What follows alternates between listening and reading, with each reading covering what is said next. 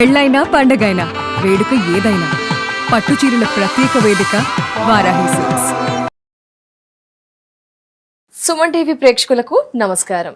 July 21 నుంచి 31 తారీఖు వరకు కర్కాటక రాశి వారికి ఎలా ఉండబోతుంది, పరిహారాలు, ఈ వివరణ తెలియజేయడానికి ప్రస్తుతం మనతో పాటు ఉన్నారు ఆస్ట్రో యోగం నిర్వాహకులు, ప్రముఖ జ్యోతిష్యులు బ్రహ్మశ్రీ నందిబట్ల శ్రీహరి శర్మ గురుగారు. వారితో మాట్లాడి తెలుసుకుందాం.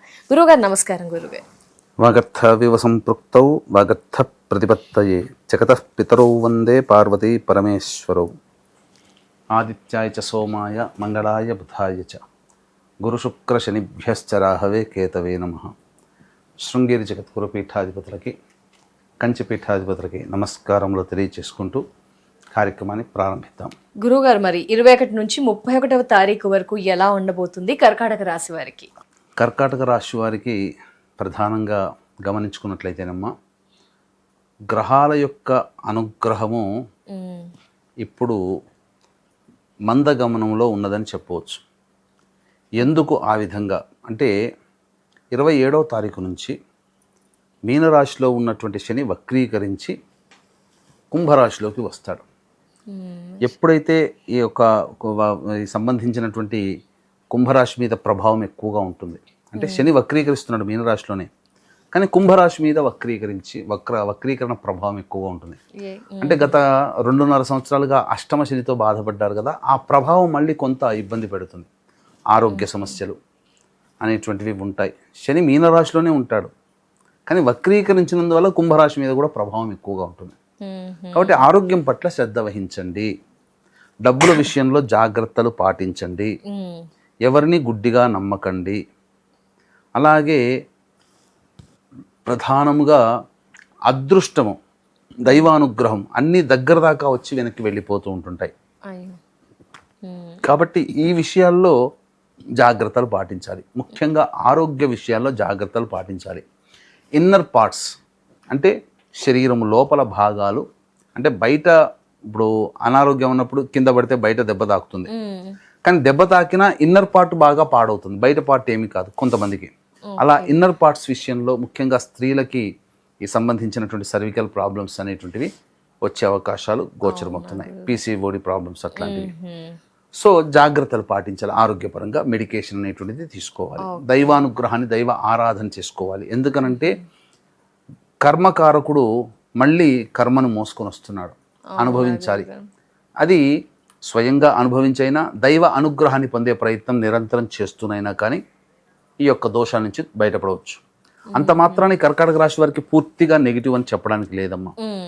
రాశిలో గురు సంచారము, రవి సంచారము, ప్రధానంగా కుజగ్రహ ప్రభావం అనుకూలంగా ఉండడం, ఉద్యోగం సాఫీగా సాగుతుంది. కానీ అనవసరంగా కొత్త ఉద్యోగాల కోసము వెంపర్లాడి ప్రయత్నించడం అంత మంచిది కాదు అనేటువంటి విషయాన్ని గమనించుకోవాలి. వీళ్ళకు ఒక అదృష్టం ఏంటంటే కుటుంబ పరంగా చాలా సేఫ్ సైడ్లో ఉంటారమ్మా. అంటే ఏంటి, ప్రధానంగా ఈ కుటుంబ పరంగా చూసుకుంటే దాంపత్య సమస్యలు ఉన్నా చక్కగా ఉంటారు, ఇబ్బంది పడాల్సిన అవసరం లేదు. అలాగే ప్రేమికుల మధ్య ఉన్న పొరపచ్చాలైనా తొలగిపోతాయి. ఇక ఏదైనా ధనపరమైనటువంటి సమస్యల్ని కూర్చొని చర్చించుకొని పరిష్కరించుకోగలుగుతారు. ఏదైనా రిలేషన్స్ ఏవైతే ఉంటాయో అవి కాస్త మీరు అనగా ఈ కర్కాటక రాశిలో జన్మించిన వాళ్ళు పరిష్కరించుకోగలుగుతారు, ఇబ్బంది లేదు. కాకపోతే ఇన్వెస్ట్మెంట్స్ అనేటువంటివి చేయకూడదు. ఇటు శని మార్పు వక్రీకరించి, అటు బుధుడు ద్వాదశ స్థానంలో సంచార ప్రభావం వెరసి జాతకరీత్యా అంత అనుకూలమైనటువంటి సమయము కర్కాటక రాశి వారికి లేదు అనేటువంటి విషయాన్ని జ్ఞప్తికి తెచ్చుకోవాలి. ప్రధానంగా నియమమైనటువంటి జీవితాన్ని చేసుకుంటూ ఉండాలమ్మా. ఇంతకు ముందులాగా ఎలా పడితే అలా ఖర్చు పెట్టేశాము, ఎలా పడితే అలా తిన్నాము, ఆరోగ్యంగా ఉన్నాము, గ్రహాలు అనుకూలించాయి, మన జీవితం బాగుంది, నడిచిపోయింది. ఇప్పుడు గ్రహాలు అనుకూలించలేనప్పుడు జాగ్రత్తలు పాటించాలి. మోకాల నుంచి పాదాల వరకు ఎక్కువగా బలహీనంగా ఉండడం, సమస్యలు రావడం, పాదాలకు ఎక్కువగా దెబ్బలు తగులుతూ ఉండడం, ఇవన్నీ న్యాచురల్గా గమనించగలిగేటువంటి లక్షణాలు. కాబట్టి జాగ్రత్తలు పాటించుకుంటే చాలా మంచిదని చెప్పవచ్చు. కుజుడు చాలా యోగిస్తున్నాడు, శుక్రుడు యోగిస్తున్నాడు ఈ యొక్క జాతకానికి. ఇక మిగతా గ్రహాల అనుగ్రహం లేదు కాబట్టి సామాన్యమైనటువంటి ఫలితాలు ఈ యొక్క కర్కాటక రాశిలో జన్మించినటువంటి వారికి కలుగుతాయి. ఉద్యోగపరంగా జాగ్రత్తలు తీసుకోవాలి. వ్యాపార పరంగా వ్యాపార విస్తరణ చేసుకోకుండా ఉన్న వ్యాపారం కొత్త వ్యాపారాలు చేపట్టకుండా ఉన్నదాంతో సర్దుకుపోతే మంచిది. అలాగే ఈ సంబంధించిన వివాహ ప్రయత్నాలు అంత తొందరగా కొలిక్కి రావమ్మా, జాగ్రత్తగా ఉండాలి. ప్రయత్నం చేయాలి, తప్పదమ్మా. ప్రయత్నం చేయకుండా మంచిగా ఉన్నప్పుడు ప్రయత్నం చేస్తే అప్పుడు ఆ మంచిగా ఉన్నప్పుడు ప్రయత్నాల్లో ఫలితాలు మాత్రమే ఉంటాయి తప్ప స్థిరం అనేటువంటిది జరగదు. అందుకే ఇప్పుడు బాగోలేకపోయినా ప్రయత్నాలు చేస్తూ ఉంటే మంచి రోజులు వచ్చే సమయానికి మనకు లింకు ఏర్పడుతుంది. కాబట్టి ప్రయత్నం మాత్రం ఎప్పుడూ మానకూడదు. ఖచ్చితంగా అన్నిటికంటే ముఖ్యంగా సంకల్ప బలం చాలా గొప్పది అని చెప్పుకోవాలి. అందుకనే ప్రయత్నాలు చేస్తూనే ఉండాలి. దైవానుగ్రహాన్ని పొందే ప్రయత్నం నిరంతరం చేస్తుండాలి. విద్యార్థులకి బాగా కష్టపడితే తప్ప ఫలితాలు మాత్రం రావమ్మా. అనుకున్న విధంగా కోరుకున్న చోట విద్యా సంస్థలో ప్రవేశం లభించే అవకాశము ఉండదు.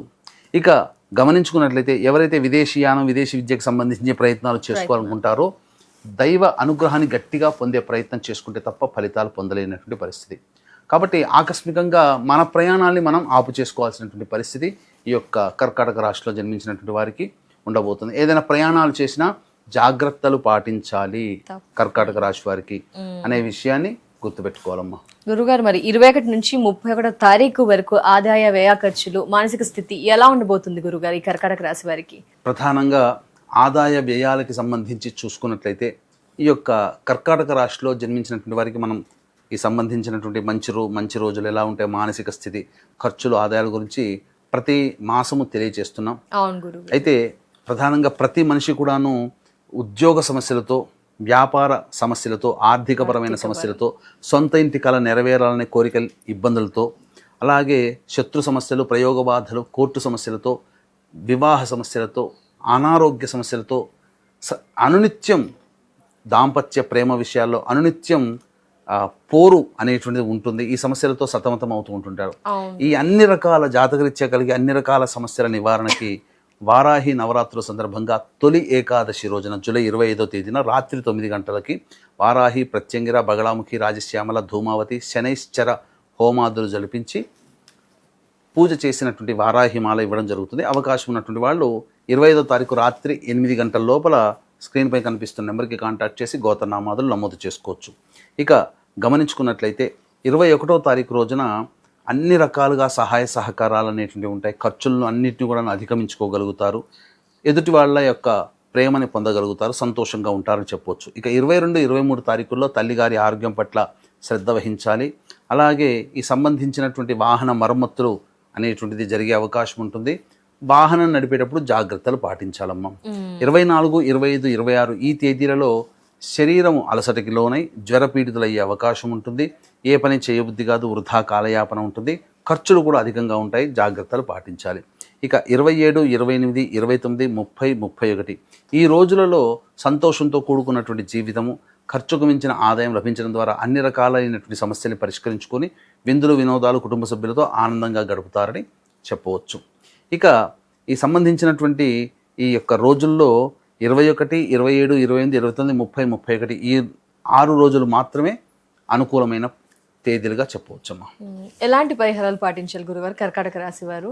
ప్రధానంగా ఈ యొక్క కర్కాటక రాశి వారు ఈ సంబంధించినటువంటి గ్రహ సంపత్తి అనుకూలంగా లేదు కాబట్టి ప్రతిరోజు కూడాను నవగ్రహ స్తోత్ర పారాయణం 11 సార్లు పారాయణం చేయడం, ఇక వీలు కుదిరినప్పుడల్లా ఒక 11 రోజుల పాటు ఈ నెలాఖరు వరకు కూడా ప్రతిరోజు శివాలయ సందర్శనం చేసుకొని శనివారం రోజున ప్రత్యేకించి తైలాభిషేకం చేసుకుంటే దేవాలయంలో తప్పకుండా మంచి జరుగుతుందని చెప్పవచ్చు. అవకాశం ఉంటే దైవానుగ్రహం ఎక్కువగా పొందాలి కాబట్టి జూలై 25వ తేదీ తొలి ఏకాదశి రోజున రాత్రి 9 గంటలకి ప్రారంభమయ్యేటువంటి కార్యక్రమంలో రాత్రి 8 గంటల లోపల ఈ యొక్క వారాహి, ప్రత్యంగిర, బగళాముఖి, రాజశ్యామల, ధూమవతి హోమాదులు జరిపించడం జరుగుతుంది. ఆ కార్యక్రమంలో గోత్రనామాదులు నమోదు చేసుకోవచ్చు. ధన్యవాదాలు గురుగారు, నమస్కారం. సర్వం శ్రీ ఉమామహేశ్వర పరబ్రహ్మార్పణమస్తు. సో చూసారు కదా, కర్కాటక రాశి వారికి గురుగారు చెప్పిన పరిహారాలు పాటించండి, మెరుగైన ఫలితాలని పొందండి. అలాగే గురువు గారి ఆధ్వర్యంలో జూలై 25న తొలి ఏకాదశి రోజున వారాహి అమ్మవారి హోమంలో మీ గోత్రనామాదుల్ని నమోదు చేసుకోవాలనుకుంటే వెంటనే స్క్రీన్ పై నెంబర్ కనిపిస్తుందని మిగతా డీటెయిల్స్ ని తెలుసుకోవచ్చు. నమస్కారం.